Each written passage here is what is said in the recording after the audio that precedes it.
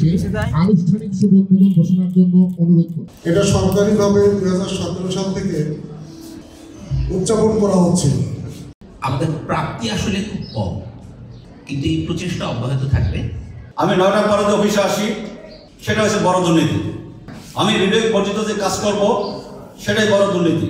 দুর্নীতির বিরুদ্ধে তারুণ্যের একতা গড়ে তুলবে শুদ্ধতা। আপনারা ইতিমধ্যে জেনেছেন, দুর্নীতির বিরুদ্ধে তারুণ্যের একতা গড়বে আগামী শুদ্ধতা।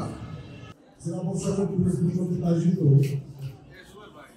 আজকের দুর্নীতি বিরোধী পিরোজপুর জেলা সম্মানিত বিআইবি সভা এর প্রতিনিধি, বিভিন্ন সরকারি বেসরকারি স্বায়ত্তশাসিত দপ্তরের প্রধানগণ এবং তাদের প্রতিনিধিবর্গ